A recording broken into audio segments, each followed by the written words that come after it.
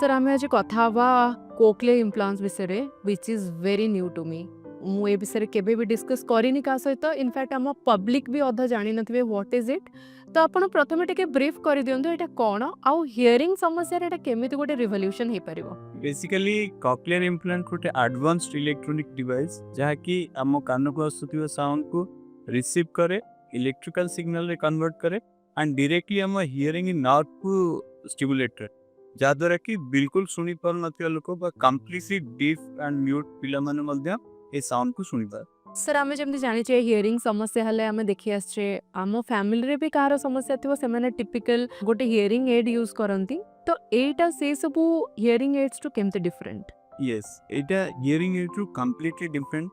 Hearing aid गोटे device जहाँकि कान को आसुवा साउंड को एम्प्लीफाई करे बा ता वॉल्यूम बढ़े थी तो जो मैंने टिके कम शुणुचंती से माने शुणी पारंती ओके जो मैंने बिल्कुल भी शुणी पारनांती कंप्लीटली डेफ अछंती से माने को कॉक्लियर इम्प्लांट शुणिबारे हेल्प कर। आगरो कोन जो माने पूरा सुनी पारु नथिले तांको पई किछि सेमती टूल्स के डिवाइस किछि नथिला आगुरु जो मैंने न शुणी पाउथिले से माने पे थिला कॉक्लियर इम्प्लांट एबे अराउंड 50-60 इयर्स बैक रू स्टार्ट हलानी हम कंट्री मध्ये बहुत आगुरु स्टार्ट हलानी किंतु अवेयरनेस नथिला आमे नॉर्मली जेतोल भी हियरिंग लॉस थाए हियरिंग एड यूज करू ता आगु को आमे किछि ट्रीटमेंट करू नथिले बहुत लोक जानि नथिले कि कॉक्लियर इम्प्लांट अछि किंतु एबे आमे ओडिसा रे ही बहुत गुडा सेंटर रे इम्प्लांटेशन होउची एंड बहुत लोक सक्सेसफुली ट्रीट हे परछन। सर आप जमी कहले बहुत लोग सक्सेसफुली ट्रीट हो पारुचंती तो आई वांट टू नो सब बयसर लोक कोन यूज कर परिबे माने हम जदि गोटे छुआ को देखिबा कि गोटे एडल्ट को देखिबा कि ओल्ड एज पॉपुलेशन होंतु कोन एलिजिबिलिटी क्राइटेरियाज रही जणे एटा व्यवहार करि परिबो। एटा बहुत important question actually cochlear implantation हमें छोट पिला मानु मध्ये कर परिबा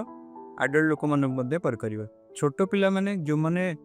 बर्थ थ्रू बिल्कुल भी शुणी पारनांती से मानो को आमे 6 मंथ बा 1 ईयर स्टार्ट करी 5 ईयर पर्यंत इम्प्लांट कर परिबा किंतु एडल्ट लोक जो माने छोट बड़े शुणुथिले कौन सी कारण तांकर हियरिंग लॉस है अराउंड 40 इयर्स 50 इयर्स से मानो आमे को भी एज रे इम्प्लांट कर परिबा तार कौन सी अपर एज लिमिट नाही जदि से माने मेडिकली सर्जिकली फिट अथंदी तांको आमे ऑपरेट करते। सर आम इम्प्लांट्स टा केमती व्यवहार कर परिबा इज इट अ सर्जरी केमती आपण एटा को इम्प्लांटेशन केमती करंती। सो कॉक्लियर इम्प्लांट रो दुईटी पार्ट थाए गोटे एक्सटर्नल पार्ट एटा जोटा कि आम कान पछरे रुहे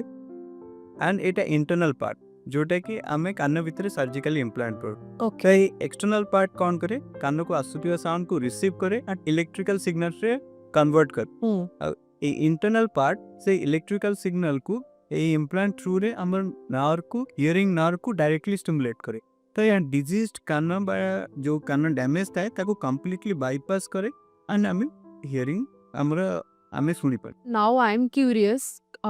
ए इम्प्लांटेशन नो किछि एमती एलिजिबिलिटी क्राइटेरियाज अछि कि आपण केमिति गोटे पेशेंट इम्प्लांट करि पारिबो बोली आपण ताको एलिजिबल भाबंती। आमे जेतोल गोटे छोट पिला बा अडल्ट आम पाखु आसंदी आमे किछिटा से माने हियरिंग टेस्ट करू ऑडियोमेट्री टेस्ट ओई बेरा ए टेस्ट रे आमे डिसाइड करू कि पेशेंट रो हियरिंग लेवल केते अछि से मानकर हियरिंग लॉस अछि ना नाही